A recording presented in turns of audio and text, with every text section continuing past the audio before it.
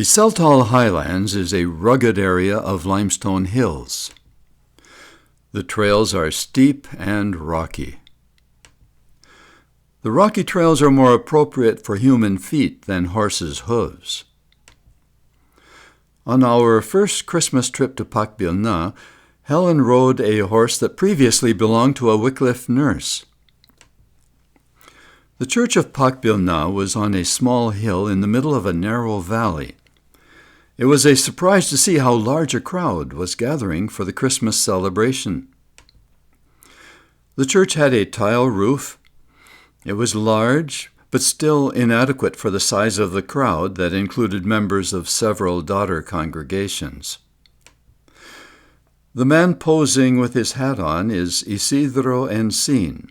He was a self-confident and sometimes arrogant tribal leader and one of the few Tzeltal carpenters. There was a basketball court carved off the hilltop behind the church. Like the ancient Mayans, they enjoyed a ball game. The highlight of the Christmas celebration was their enactment of the Christmas story.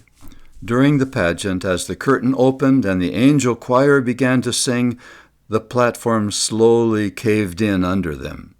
This necessitated a timeout for repairs. Mariano Encin, a younger brother of Isidro, lived on a hillside above the church. He had an attractive family. His wife and daughters were skilled weavers, creating durable and colorful cloth one thread at a time. Manuel Lopez Cana became their pastoral candidate, and we usually traveled with him in that area. On the outskirts of Oschuk, all the trails had a protective cross to keep evil spirits away. These crosses are at the entrance to a cave on the highest hill called Ihgalahav, meaning Black Lord. Here the Tzeltals held annual animistic services, trying to placate the earth spirits.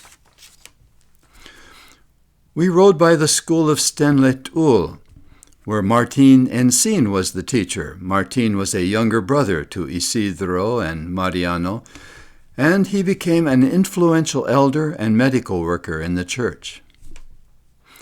A snake on the trail was quickly killed. And this man is building himself a house, dragging these roof poles on the trail. And this man is carrying some clay pots to the market.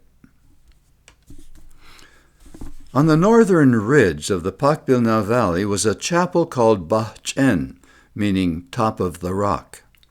It was established without the permission of the Pacbilna consistory, who regarded it as a rebel group. It grew in number, necessitating the building of this larger church building. Special music was provided by this group. The leader of the congregation was Tomas Encin, second from the left. A couple years later, we returned to Pacbilna for the ordination of Manuel Lopez. We were able to drive the Jeep Wagoneer over the new road to Oschuk. Here we are walking through Oschuk, beginning the 1-hour walk to Pacbilna. The ordination service was held outdoors under a large tent, as the church could not hold the large crowd.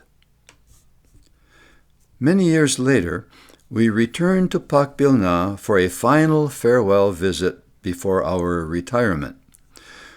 We drove on the new road to their school, and then walked down the valley to the church. It was a beautiful sunny day. The hilltop is now covered by well-constructed buildings and a larger church building. The congregation was all lined up on both sides of the trail, awaiting our arrival. They welcomed us with a song. The new church building was colorfully painted and decorated. It was filled to overflowing, with the overflow standing outside at the windows. We took a photo of the congregation following the service, Seated on the ground is now elderly Mariano Encin. The trail to the west climbed up to the top of the valley. On the other side of the ridge began a downhill trail which led past Chicpomilja, meaning burning incense water. Near the trail is the home of the first Tzeltal believer, Martin Sima, who brought the gospel to Corralito in 1948. Nearby was the small chapel of Chicpomilja. This is what the church of Chicpomilja looks like now. In the foreground is the edge of a cornfield. Corn is planted between the stones wherever there is enough soil to cover the seed. The church is built on a hillside with a cement platform at the entrance, supported by cement pillars. This was their Easter celebration. The church was well decorated, and the keyboard and sound system were hooked up to a small light plant. The elders and deacons posed for a photo. The Spanish words "Solo Cristo salva" mean "Only Christ saves." Farther down the valley was the large congregation of Yalil, meaning coyote water. It had a great view of the Tenihapan Tzeltal area on the other side of the river valley. Juan Lopez Balte was the leading elder and a medical worker at Yalil. He had an especially attractive and intelligent family. Isidro Velasco was another elder of the congregation. Later, he would become a missionary to the northwest corner of the tribe. Isidro is teaching the men's Sunday school class, following the morning worship service. The women's class met in the church building. Pastor Manuel Lopez gathered all his elders and deacons and preachers for a conference at Yalil. Included were the first church leaders of the Tenihapa area, the three men with the dark blankets. The Yalil church was replaced by the Palestina church, which was built farther down the hill, nearer the river. Pastor Diego Gomez Garcia of Cancuc became their pastor. Here he and the leading elder and their wives are accompanying us up the hill from the road. They have already dressed Helen and me in new tribal garb. We were leaving the Tzeltal field to begin our ministry to the Toholabals, and they planned this special service for us. There was lots of good music, and there were lots of cassette tape recorders to capture it. The deacons are receiving the offering, and they love singing their hymns. After the service, they gathered outside for a photograph. As you can imagine, it was difficult to say goodbye, and it took a long time.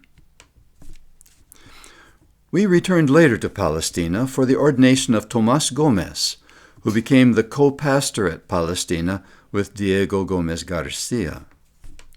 Traveling with us were Don and Brenda Scout, the caretakers of the mission house in San Cristobal de las Casas.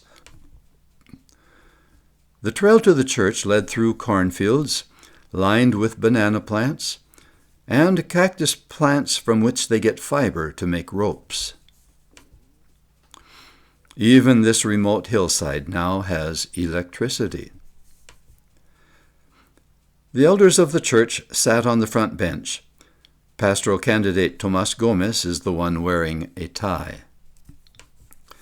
They stand to sing a hymn, and notice that the floor is covered with tile. There were several musical groups providing special music. The guests were presented, including Helen, Brenda Scout, and Sharon Henneveld. Sharon is here responding to their welcome.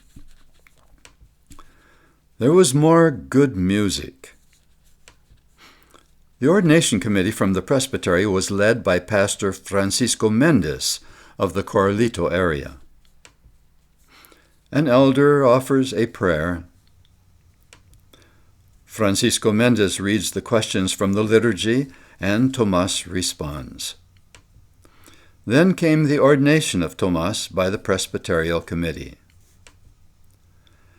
And then Tomas preached his ordination sermon. Here is the new pastor and his consistory.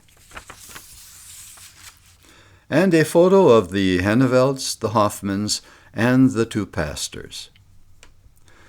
Then it was food for all, and music too. And Helen's animated conversation with the Hennevelds. One final time we returned to Palestina for the dedication of their new educational building. It was an outdoor service on a bright sunny day. Pastor Diego addressed the crowd. And then he cut the ribbon encircling the porch of the educational building. And he cut the ribbons to the doors. The service was held on the porch. The floor was covered with festive pine needles. And there was lots of music. And the view from the porch was spectacular.